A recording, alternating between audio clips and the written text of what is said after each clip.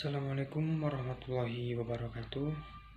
Perkenalkan, nama saya Muhammad Hildan dari kelas PNS 2E, nomor MPN 1921916165. Di sini saya akan menjelaskan atau menerangkan tentang kerangka kurikulum 2013.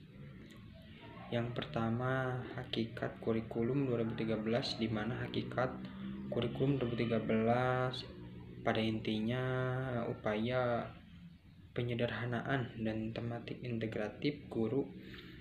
Nah, kurikulum 2013 ini diciptakan untuk mencatat generasi di dalam menghadapi perkembangan di masa depan.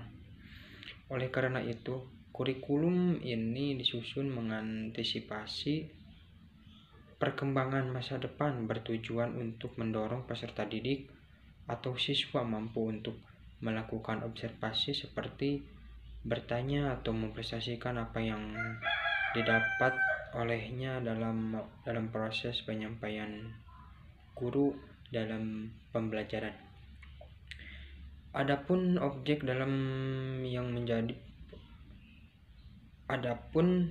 objek dalam yang menjadi pembelajaran dalam penataan dan penyempurnaan kurikulum 2013 ini menekankan pada fenomena alam, sosial, seni, dan budaya.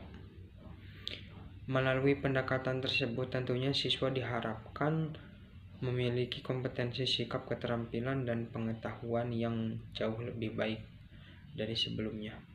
Mereka dituntut lebih aktif, kreatif, inovatif, dan lebih produktif, sehingga nantinya mereka bisa sukses dalam menghadapi persoalan dan tekanan di masa depan yang memasuki globalisasi yang jauh lebih baik. Pelaksanaan kurikulum 2013 ini adalah bagian dari melanjutkan perkembangan kurikulum yang ada pada tahun 2004, di mana melanjutkan perkembangan kurikulum berbasis kompetensi dengan mencakup kompetensi sikap, keterampilan, pengetahuan secara terpadu bagaimana menurut Undang-Undang Nomor 20 Tahun 2003 tentang Sistem Pendidikan Nasional pada penjelasan pasal 35, di mana kompetensi lulusan merupakan kualitas kemampuan lulusan yang mencakup sikap, pengetahuan, dan keterampilan sesuai dengan standar nasional yang telah disepakati. Paparan ini merupakan bagian inti dari uji publik kurikulum 2013 yang diharapkan dapat menjadi pendapat ataupun masukan yang lebih banyak dari masyarakat. Kemudian penyusunan kurikulum 2013 ini menitik beratkan pada penyederhanaan pada tematik integratif yang mencakup pada kurikulum 2006, di mana ada permasalahan sebagai berikut. Yang pertama, konten kurikulum yang masih terlalu padat.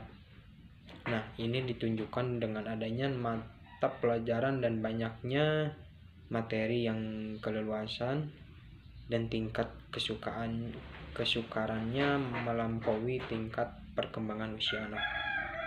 Yang kedua, belum sepenuhnya berbasis kompetensi sesuai pada dengan tuntutan, fungsi, dan tujuan dari pendidikan nasional.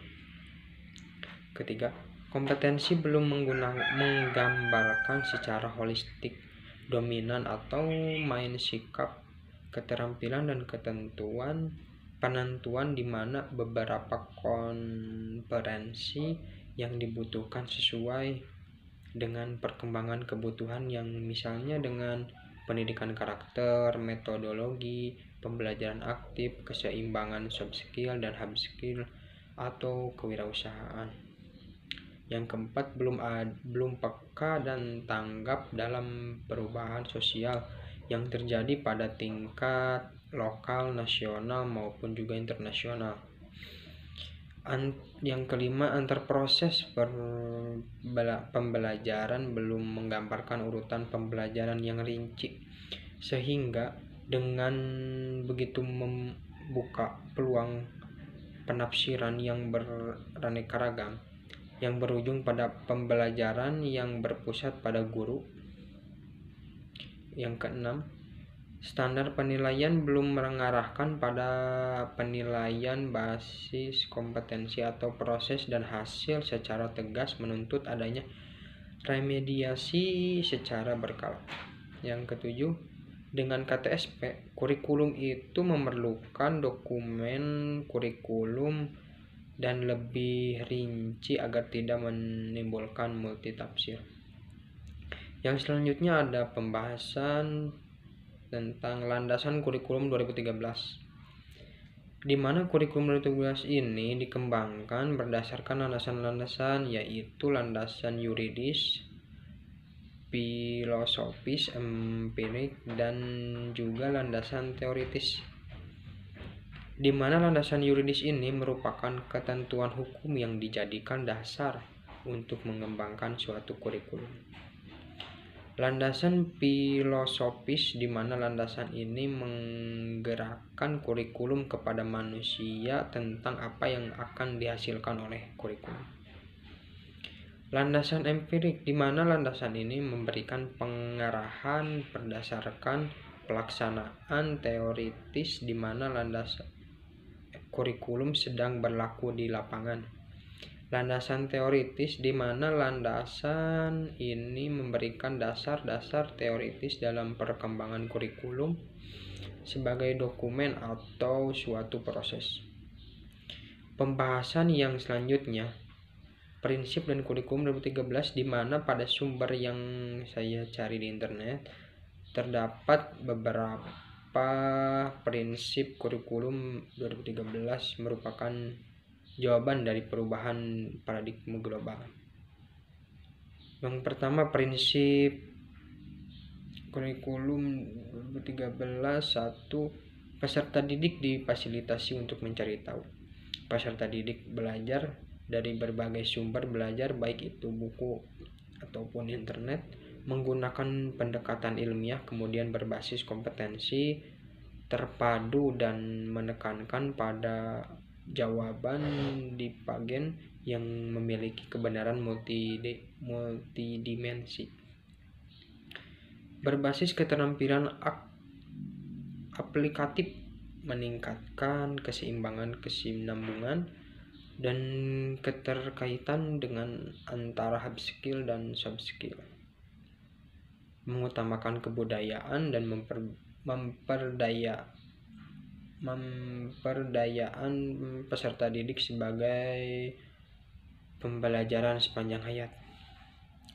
Menerapkan nilai-nilai dengan memberikan keteladanan atau ingarso sentudo, dan pembangun kemauan atau ingmadio mangun karso, dan mengembangkan kreativitas peserta didik dalam proses pembelajaran atau tuturi handayani berlangsung di rumah, di sekolah, dan juga di masyarakat.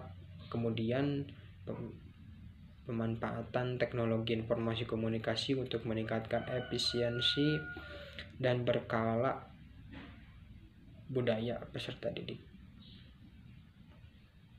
Yang terakhir adalah suasana belajar yang menyenangkan dan tentunya juga agak sedikit menantang. Yang selanjutnya ada pembahasan mengenai struktur kurikulum 2013, di mana struktur kurikulum 2013 ini menggambarkan konseptualisasi konten kurikulum dalam bentuk mata pelajaran posisi konten atau mata pelajaran dalam kurikulum dalam distribusi konten atau mata pelajaran dalam semester atau tahun beban belajar untuk mata pelajaran dan beban pelajar per minggu untuk setiap siswa. Struktur kurikulum ini merupakan aplikasi konsep pengorganisasian konten dalam sistem belajar dan pengorganisasian beban belajar dalam sistem pembelajaran,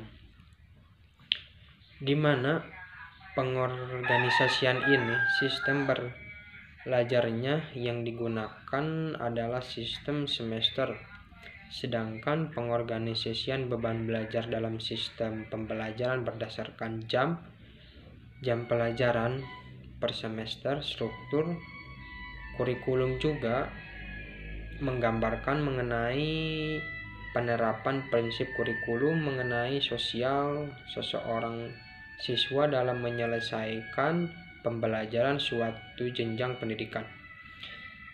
Selanjutnya ada struktur kurikulum ini menggambarkan posisi belajar seorang siswa, yaitu apakah mereka harus menyelesaikan seluruh mata pelajaran yang tercantum dalam struktur, ataukah kurikulum memberikan kesempatan pada siswa untuk menentukan berbagai pilihan. Pembahasan terakhir adalah standar nasional dalam pendidikan, di mana menurut peraturan pemerintah nomor 32 tahun 2013 menyebutkan bahwasannya perubahan atas peraturan pemerintah nomor 19 tahun 2005 tentang standar nasional pendidikan pasal 1 ayat 1. Standar nasional adalah kriteria minimal tentang sistem pendidikan di seluruh wilayah hukum negara Kesatuan Republik Indonesia, di mana lingkup standar nasional itu meliputi yang pertama, standar hukum potensi lulusan, di mana kriteria mengenai kualifikasi kemampuan lulusan yang mencakup sikap, pengetahuan, dan juga keterampilan. Yang kedua, standar isi, di mana kriteria yang mengenai ruang lingkup materi dan tingkat di mana kompetensi untuk mencapai kompetensi lulusan pada jenjang jenis pendidikan tertentu. 3. Standar proses kriteria mengenai pelaksanaan pembelajaran pada suatu serta pendidikan, yaitu untuk mencapai standar kompetensi lulusan. Standar pendidik dan standar kependidikan, yaitu kriteria mengenai pendidikan, prajabatan, dan kelayakan maupun mental serta pendidikan dalam jabatan. Sekian yang bisa saya sampaikan di materi kali ini. Mohon maaf bila ada kekurangan dan kehilapan. Wabillahi taufiq wal hidayah. Wassalamualaikum warahmatullahi wabarakatuh.